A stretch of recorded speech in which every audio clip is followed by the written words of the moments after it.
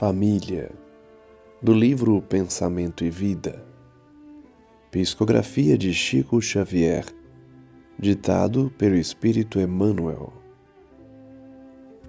A família consanguínea entre os homens pode ser apreciada como o centro essencial de nossos reflexos. Reflexos agradáveis ou desagradáveis que o pretérito nos devolve.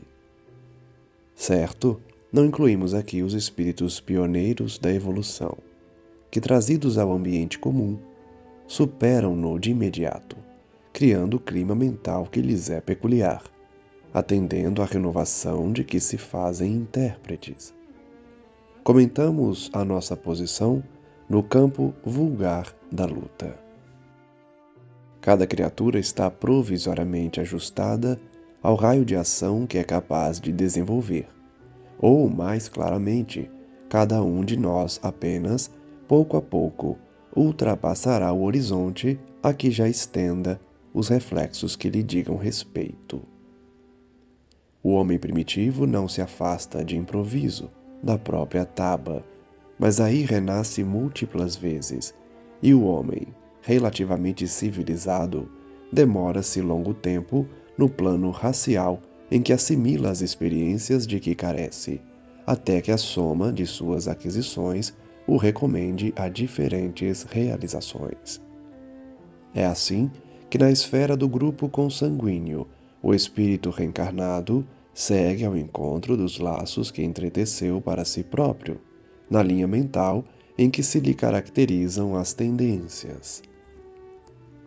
A chamada hereditariedade psicológica é, por isso, de algum modo, a natural aglutinação dos espíritos que se afinam nas mesmas atividades e inclinações.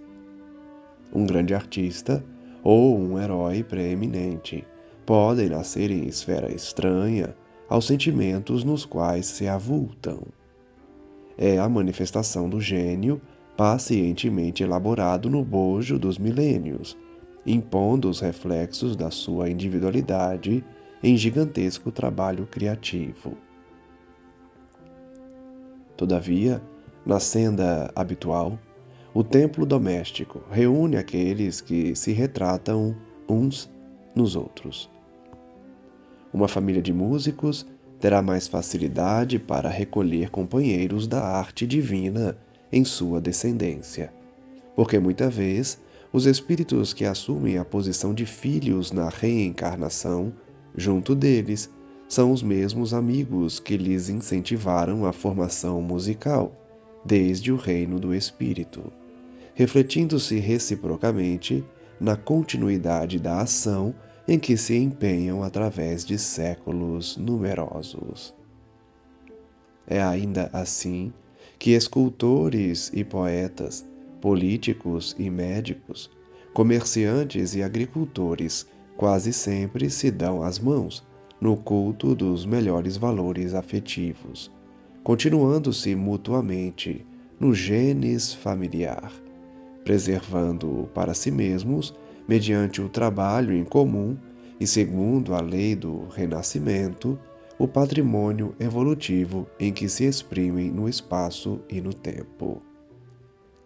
Também é aí, de conformidade com o mesmo princípio de sintonia, que vemos dipsômanos e cleptomaníacos, tanto quanto delinquentes e enfermos de ordem moral, nascendo daqueles que lhes comungam espiritualmente as deficiências e as provas, porquanto muitas inteligências transviadas se ajustam ao campo genético daqueles que lhes atraem a companhia, por força dos sentimentos menos dignos ou das ações deploráveis com que se oneram perante a lei.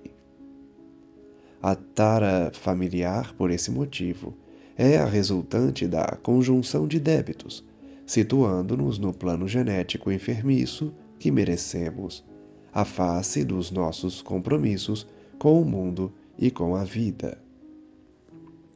Dessa forma, somos impelidos a padecer o retorno dos nossos reflexos tóxicos através de pessoas de nossa parentela, que nos devolvem por aflitivos processos de sofrimento.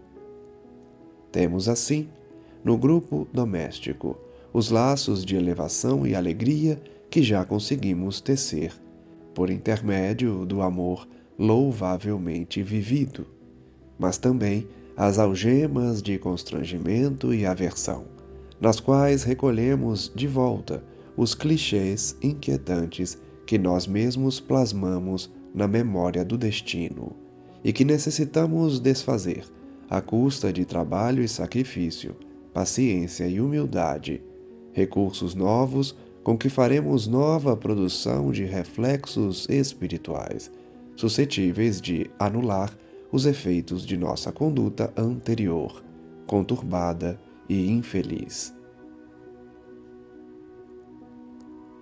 Na página de hoje aprendemos com Emmanuel mais uma vez os mecanismos da reencarnação e como a lei divina é perfeita, porque coloca no mesmo lar pessoas que têm sintonia, seja pelos mesmos interesses e aptidões, seja pelas dívidas acumuladas no passado, reunindo aqueles que deram causa à queda moral do outro.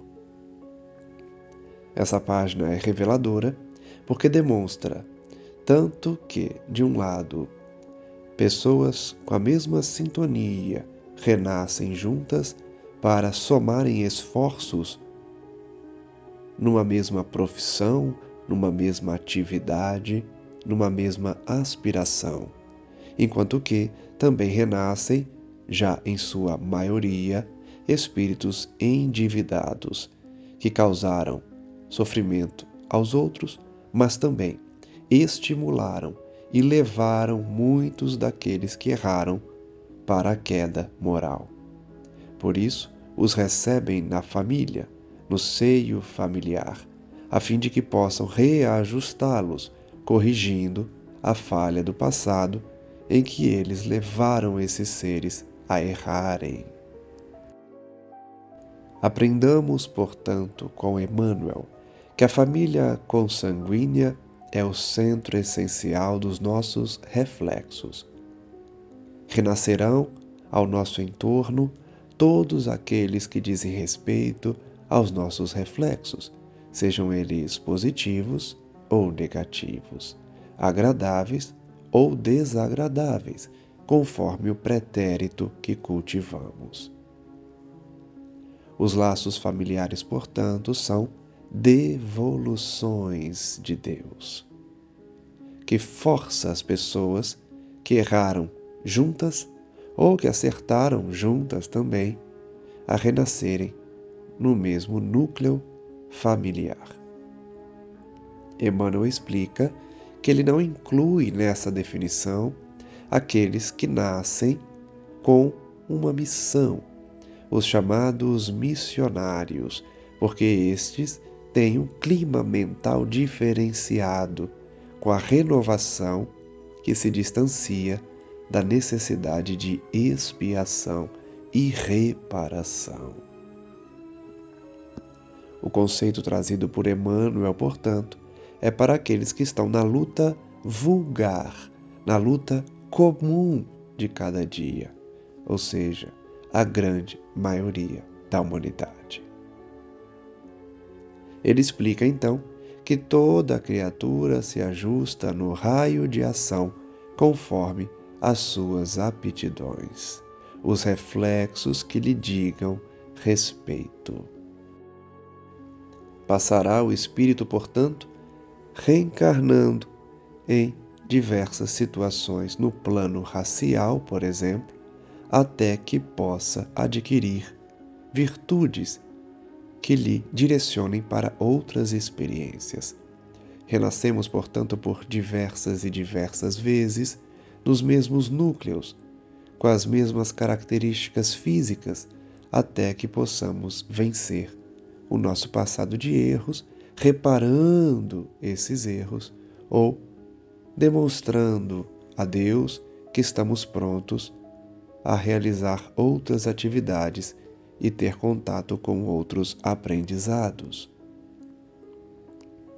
Por enquanto, encontraremos sempre aqueles que no passado compuseram a nossa linha mental, caracterizando as nossas tendências em comum. Por isso, ele ensina que a hereditariedade psicológica é essa reunião natural dos espíritos que se afinam nas mesmas atividades e inclinações. Portanto, se unem na mesma família, tanto aqueles que têm as mesmas inclinações para o bem, quanto aqueles que têm inclinações para o vício, além de reunir aqueles que deram causa ao desvio moral dos outros. Ele dá o exemplo do grande artista que renasce para prosseguir na sua individualidade no trabalho criativo junto dos seus familiares. Da mesma forma, os músicos também se reúnem para prosseguirem nas atividades musicais. Escultores, poetas, políticos e médicos, comerciantes e agricultores quase sempre se dão as mãos, conforme ensina Emmanuel, continuando os seus valores afetivos e preservando o trabalho em comum pela lei do renascimento. Da mesma forma que os artistas se reúnem, os viciados também, os delinquentes de toda a ordem, renascem para corrigir as deficiências e reparar o mal causado no passado, quando eles próprios transviaram os seus companheiros para esse vício. Reúnem-se, portanto, quem tem débitos, da mesma forma que reúne-se aqueles que têm propósitos em conjunto, sintonizados nos mesmos interesses e aptidões. Tenhamos, assim, paciência, humildade, trabalhando e se sacrificando a fim de vencer quando recebermos esses irmãos que transviamos o caminho no passado e também aqueles que pensam como nós e estão novamente conosco para evoluírem. Que assim seja.